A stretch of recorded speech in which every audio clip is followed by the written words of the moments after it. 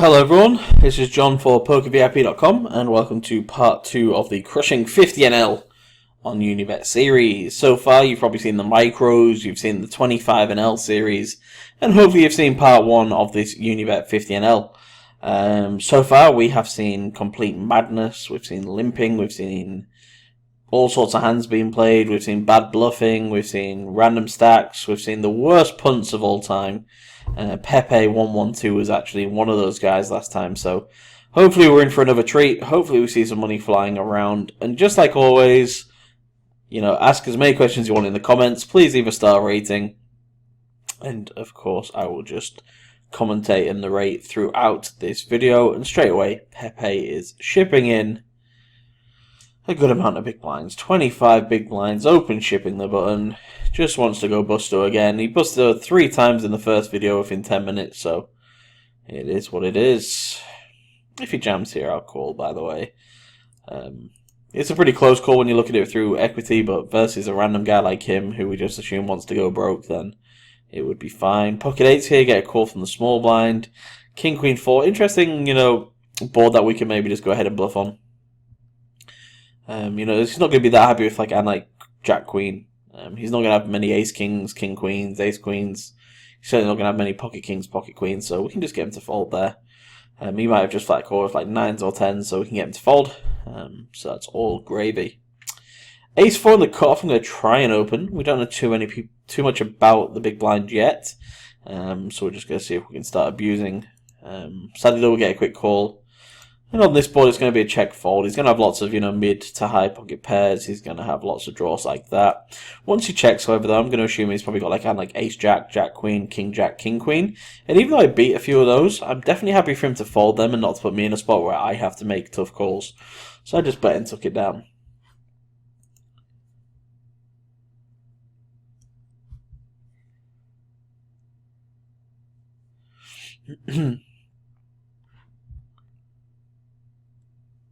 So like I said in part 1, 15L is really the sort of can I make it? How good am I? It's like a really testing sort of stake.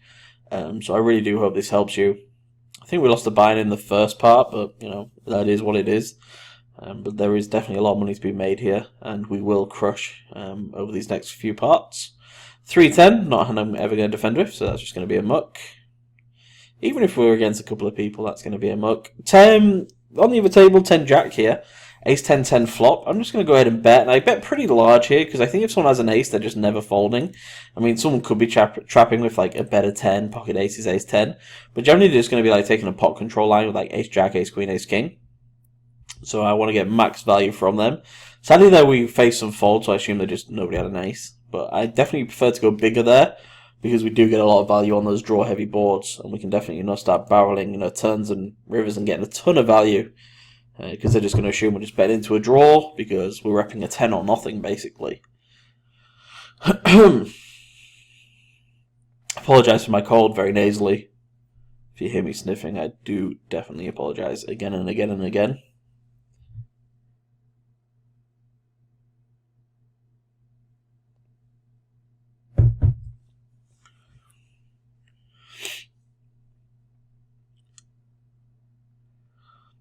King 8 suited. Gone up to fold.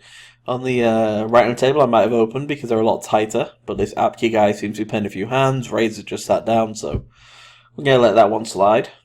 King 3 over here, though, will certainly be a fold. Also, as well, if you are playing on Unibet, or just a good member of our forum, or have deals with us, or anything like that, then you can make a free review. So, myself, one of our other coaches, will talk over a 30-minute video of your play, and really hope that helps. Just go across to the forum to check that out. 4's under the gun because these guys are tight. I'm going to go ahead and open.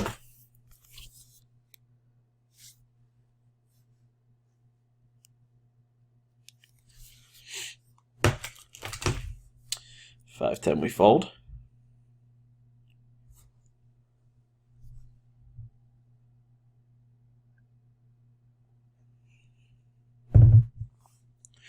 Fours we open, we get called by the big blind. Really bad flop for us.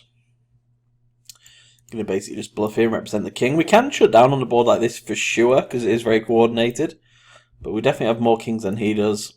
10 on a turn. Now I'm just going to shut down. We can be ahead still. You know, you could have on like 8-9 of clubs, 6-9 of clubs. He could just be calling us with like, you know, well, Jack Queen gets there now. He checks the river, which is interesting. I don't think he's got that many 7s, so I assume he's got like a 10 and he's trapping. Or like possibly a hand like Ace X of clubs or, you know, a king. So I'm just going to check and assume I lose. King 4 of clubs. Interesting that he defended with that versus him as a gun open. So I assume he's a bit of a weaker player. He should just be folding that pre. Disconnect up here by Moriarty. Sick name. Any Sherlock fans out there? All in by Pepe. Hopefully he doesn't go broke. We need him to hold here. So far so good. Good turn. Great. We always want the weaker player to win, you know, for sure. So here's a very interesting spot, and one I spoke a lot about with, and it's the re-isolation. So this guy is limped. This guy should generally just be like a good reg and just know that he can just pick up, you know, these limpers' money, you know, abuse them, and now we're going to come in and re-abuse everybody. So limp generally just doesn't mean much. You know, limping behind definitely means nothing at all. So we're just going to assume Machine's a good player, and he's doing this with a wide range. He's not just like nutted. So we can go ahead and, you know, just do the re-ISO and abuse, which works well there. I think that was part 2 of 6 of a William Hill one, where I re-ISO'd, it didn't work pre-flop, he just called, and then I had to triple barrel bluff with 10 high. So even post-flop, it's not like it's game over if, you know, he just flats pre. You know, we can bluff, we can value bet, you know, we can do anything really, so just a really good spot to pick up on. You just got to assume, because, you know, he's got quite a large stack, he's played pretty tight, that he is a reg and that he won't just have, like, premium hands. Get 3-bet here by Makaju, who's the reg of this table. We rate him, but we're certainly always going to defend with hand like Queen 9 suited. It just flops too well, and, you know, we're in position. So, flop's not perfect, but it's certainly not terrible. 8 of clubs there, so we do have lots of great turn cards. So this will be a very easy call if he bets, or if he checks, it'll be a very easy bet. He bets, so this will be a very easy call, hoping, of course, for a turn like a queen or a 9, or a 10, a club, even a 6, something like that. If we get a 6, okay, that's a goodish start. If it was a 6 of clubs, we'd be far happier. But we have turned a straight draw, so that's good news. If he bets, it'll be a call. If he checks, it'll be a bet. I don't think I need to go that large here. Definitely want to risk the minimum to win the maximum. If he's just got big cards like ace, king, king, queen, he's going to fold to this a lot. If he doesn't fold and just calls, then we can definitely hit the river and get value. Or we can bluff certain rivers as well. Do people check raise? Not that often. So yeah, we just get a fold. And that works perfectly for us. And if that turn was a brick and he checked, we're still betting. We're not just calling that flop to hope to turn equity. We're calling it because we think, well, he might just be c-betting, he might give up. We can rep certain turns, you know, lots of options. And that works nicely for us.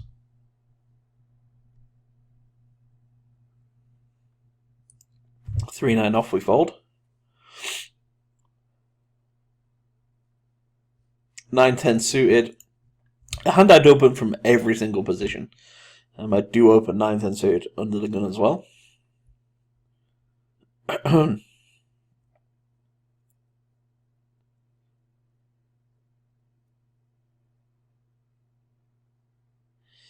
Pepe versus Raid, so hopefully Pepe builds a stack or something. I think he's got the best avatar I've ever seen. 8-10 suited under gun I'm going to open. Tight table. I'd always open 9-10 suited. So 8-10 suited sort of, you know, borderline. Definitely when people are just folding a lot, then we're going to go for it. Good flop. We can go for a check call or just a straight up bet. I think I'm just going to go for a straight up bet here. Because we have that backdoor flush draw as well. Okay, so we've got a pair and a flush draw. Do we check call? Do we bet? Do we check raise? Well, I think I'm just going to go ahead and bet. We have so much equity versus so many hands that we should certainly just be okay just betting. River, not good for us. He can have a hand like 10 jack, although we block that. He can definitely have jack queen. Or he can just have like a 9. It's really interesting like which hands he has because we block so many of them. Maybe ace 9 suited, something like that. Don't think he's going to fold that. Might also have a hand like 6-7, which we beat. So I'm going to check and basically make a decision on this river, which might be a call. I don't know how often he bets Jack Queen. I think probably most of the time. I don't think he ever bets a 9 and a 9 only. So he's repping a straight here, which we block. 2 pair, which we kind of block. Or a set, which he slow played. It's a pretty interesting spot here. Pretty interesting spot indeed. 2 pair, a straight, but we block them. A jack, maybe, but not always. So I think I might make the call here. And yeah, he just has nothing. It just didn't make sense, did it, guys? Pocket nines on either table. Check call this flop, which is really standard. We induce a ton from him. He just always bets that once we call. He should generally shut down. If he bets again, I'd be pretty confused. And I might go ahead and fold because we obviously take this line with a queen. River, I'm actually going to bet here in case he has a queen or in case he has like ace 4 or ace 5. We don't want him to, if he's got like ace 4 here, he's not going to be happy calling. So we're just making sure he doesn't have like queen 10 or something. So that other table worked really well. His line just didn't make enough sense. And we used blockers to help make our decision. And the pocket nines on there worked really well as well. So a couple of nice ones. Going to bet this turn here now. It's check round flop. Don't expect to have that many kings or jacks once he checks the flop. River and ace, don't exactly love it, but I do block ace 10. I do block queen 10. So again, I'm going to go for a check call. Sadly, it didn't work out that time. He actually had a jack, but it's one of those things where we've seen him bluff, and if we don't think he's got a king or a jack, that means he's got an ace, and we block his aces, and we also block his straight with queen 10. So that's why I made the call, and that was a bit of a quicker call. It just didn't feel correct. Sadly, though, we got one right, we got one wrong. We get back to the break-even stage on him, but I'm happy with that call. Ace queen, I raise pre-flop. I'm going to bet my gut shot here and also just rep these big cards. If he folds 8s, that's awesome. So lots of really, really cool spots. Lots of really, really cool spots indeed.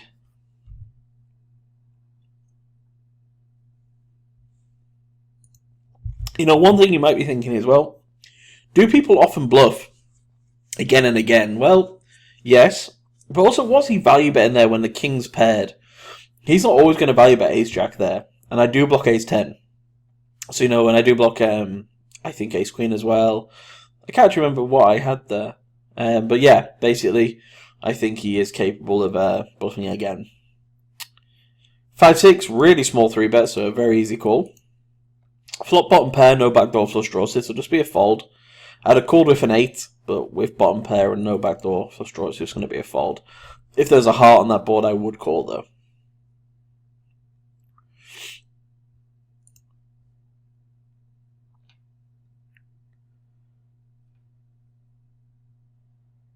Queen's here, hopefully Pepe just ships it or something. He just limps, I'm going to 4x. We could also 3x there just to try and get extra value, but I'm happy to just stick it to the 4. Makaju's thinking. He folds. That's a shame. We think he's a reg, so we could definitely do something strange. Gonna just half pot it here. I feel like if Pepe's got a piece, he's just going to ship it in anyway. But I just want to give him, reason to call. Turn's not ideal, because if he's got a 4, he's now got the best hand, but we're just going to bet again. River straight gets there, but we can't be too scared of that. I'm just going to go for the all-in here and hope he's got a jack. He does. We get the lot, and we win. And I know it's a spot there where people might bet small, because we're thinking about inducing, but I don't think he's going to bluff that often on rivers. So my thing is, if he's got a jack, I want to get the max. If he doesn't have a jack, I don't want to just let him get away with murder and get only a little slice off him. I want to get the max. And he instantly reloads again. So this guy's down over €100 just from like 1.5 videos that I've made. 7-9 suited I open.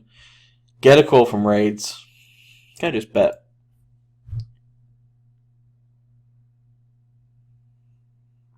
Turn a straight draw. I'm going to check. Jack, not great. 10 jack, queen 10 get there. It's going to be a fold if he bets. Or if he checks, it'll be a check back, because I can beat some hands like an 8. Which has a slightly better 9 than me, which is a shame. Thought I was going to win that pot. Under the gun, 410 off, we muck. This video going a little bit better, a little bit more to plan. Hope you're all having a really good start to the year. A couple months in now, of course. But yeah, hope everything's going well. Hope the forum's helping and the other videos. And it's been really great following so many of your blogs and seeing the hands you're posting up. And if you're just watching this and a newcomer, make sure you come get involved with the PokerVIP community.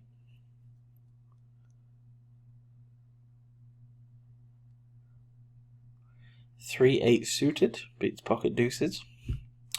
And Makaju sits out, which is strange. He should never really be sitting out unless he's just going for the bathroom or something. When Pepe's on this table.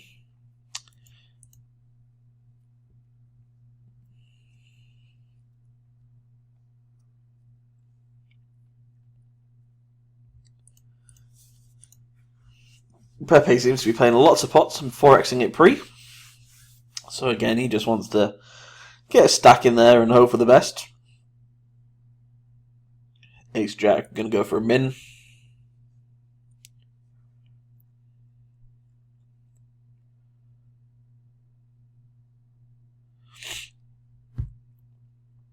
Raids is in the tank. 3 bets. This is a pretty easy defend, 3-handed.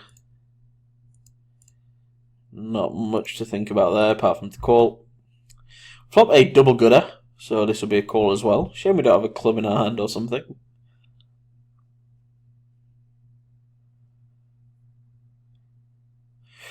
He checks, that's interesting. I think I'm just going to check back.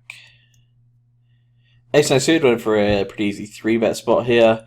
Get a check back the flop to pot control, induce some bluffs on the turn. Really bad turn for us there though.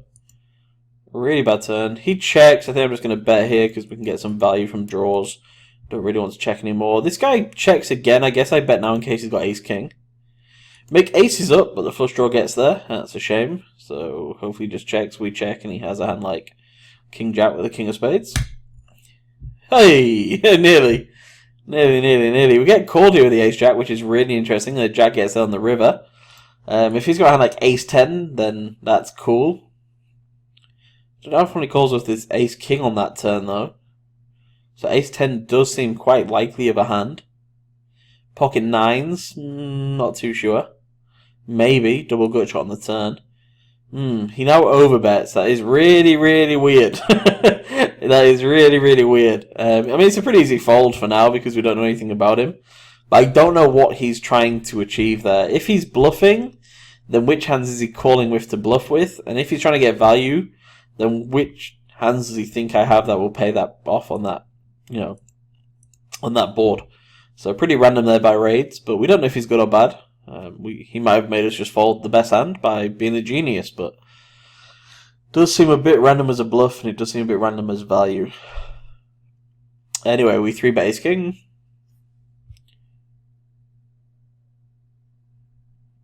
It seems like he's one of these Tommed ones who's seen Tom tank in high-stakes poker and now sadly uses his time bank for every decision. The old Tommed one syndrome, as we like to call it. So an interesting spot there. Let me know if you guys would have called. We do block ace-king, of course. But he could have pocket 9s. Maybe he's got 2 pair and he does this with. Just don't see how many bluffs he checks, flop, calls, turn, overbets river with. We have to be right a lot of the time to make that call. Good re-ISO spot here. Don't really love doing it with ace-8 offsuit, but this does look like a weak limper followed by a good isolator. So definitely worth giving it a shot. Get called by 2 people. Just going to check give up on a queen high because there's lots of king queens, jack queens, ace queens out there. Some pocket pairs as well that could have sets, 5s or 6s. So gonna shut down. If I had ace-8 of diamonds, we can bet, we can check raise, but here it's just get out of the way and say la vie.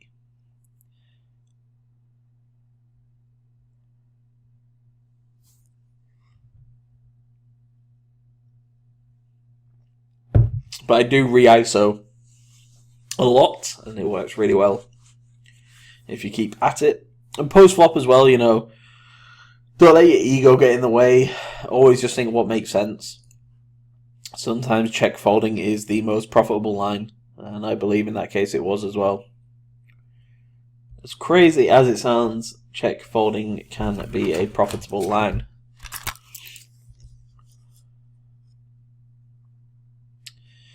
A6, I think I'm going to open here, four-handed. Pepe in the big blind. Flat Sam we don't really know much about. Get a flat call by Raids and a fold by Pepe. Pretty bad board for us, pretty good board for him, so I'm just going to check back. We have that Ace of Hearts, so lots of good turns can come. That's not one of them. So it's just going to be a fold again here, or a check.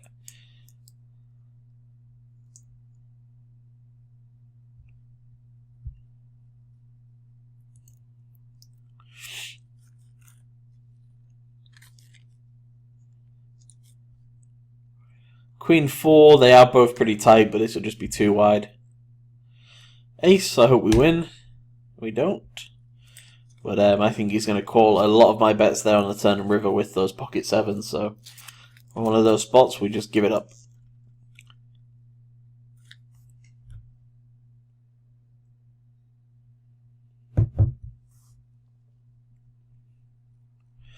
Jack Queen here. Interesting that he limps and then we're in the big blind. I think I'm just going to opt to raise. He can fold a lot if he calls and, we're in control. We've got a playable hand.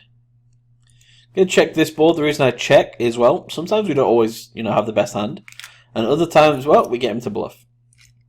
So we're just going to assume that this guy's bluffing a good amount because, well, how many big kings, how many sets, how many better queens, just doesn't seem to make that much sense. He loves to bet by looks of it, so this could get a bit dicey.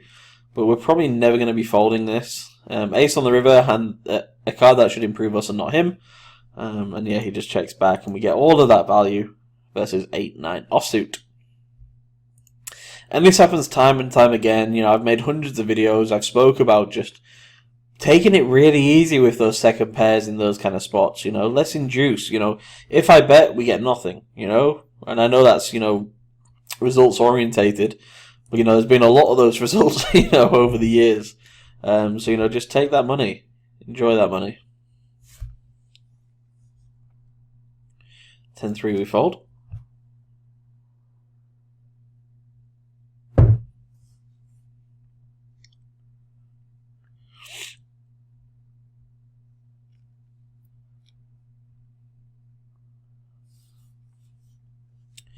King 3 we muck.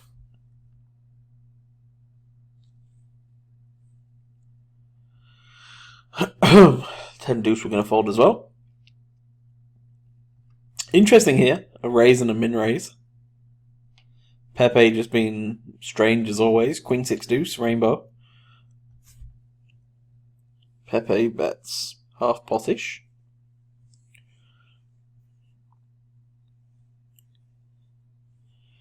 Five we're going to fold.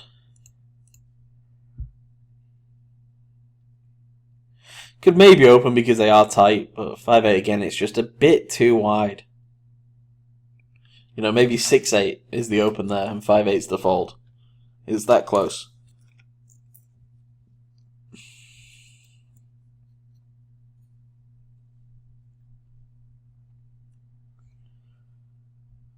I'm not going to defend 10-3 off. Not really had many hands throughout this series that we can just go ahead and defend with a flat call, big blind versus button. 9-2, we're just going to raise and basically just go from there. He folds though, so no decisions needed.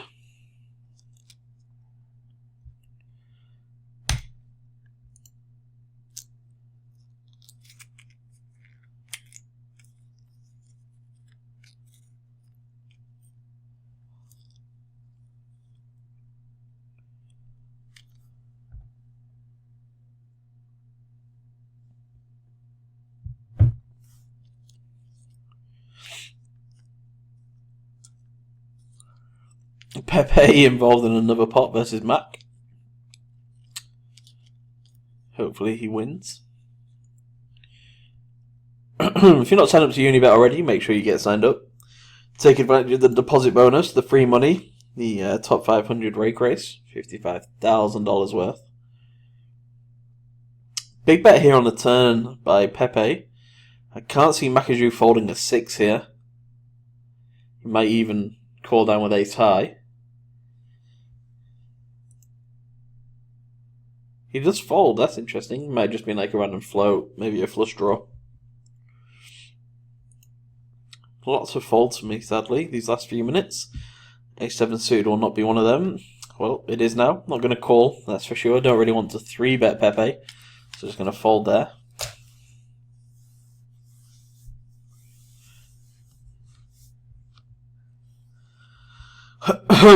Gets a call by Flaxam, who we haven't seen much of, apart from when I induced a couple of streets of him. Sizing here by Raids is interesting. Just goes for under 3x and gets instantly shipped on. A quick call, and wow, Pepe's got the goods. Pepe has got the goods. That's really brutal for Raids. I mean, that's such a great spot. You know, squeezing versus these two players, especially versus Pepe, who's just sticking money in left, right, and centre. And, you know, sadly, you see that you're absolutely crushed. But Raids did everything perfectly there. Pepe couldn't have shoved any quicker, though, could he? Maybe a tell there. Maybe a tell indeed. That might open this king 5 off, actually. I instantly tick fold, but these guys really do just fold too much, so let's test them out.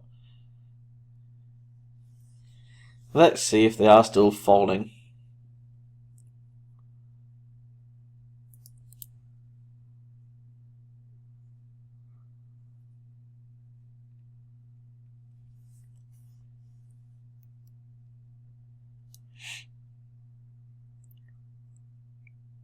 Yep. Confirmed. I actually set up someone recently on Unibet.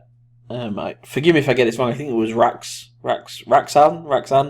who messaged me earlier today and said, "Thank you so much for getting me signed up to Unibet. I can't believe how soft it is." So it is definitely soft through all stakes, as you've seen throughout the series.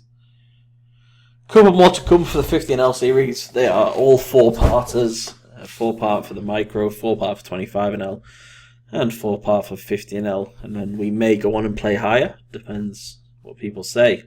Gonna check this 7-5 suited against two opponents. Against one I would have bet it, especially with that backdoor straight flush draw. But against two I'm happy to check. If they check round turn, I might go ahead and bet. Obviously I'm never going to win here with, 7 high. But yeah, I think this is a good spot. Surely someone would just bet like a king or better on that turn, so why not? Get a call here by 420, which is very interesting. 7 on the river, so now I'm just going to check and hope he has like a hand like ace-3.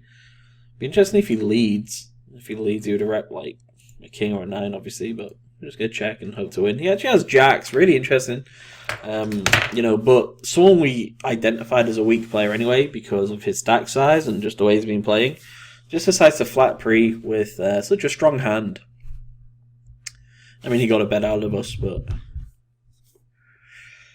he should generally just be 3-betting pre. Ace-3 here, probably going to be the last hand of the video. We're just going to go for a bet, just going to half pot it with our pair and straight draw. And overcard, of course. Okay, we'll call it a video there. We're pretty much at the 30-minute mark. So, same sort of thing. We had the same player pool and same people coming in. Lots of craziness, lots of randomness. Delayed C-betting, putting people on ranges, identifying player types, turning those guesses into facts, which I keep harping on about, I know. But basically, a really good video with loads of cool spots in it. And I think the main one was like the re-isolation decisions and, just straight up isolation raises versus those early position limpers. Didn't work out for us on that occasion, but it will definitely work out for us in the long run. So yeah, come back for part 3, and this was John for PokerVIP.com.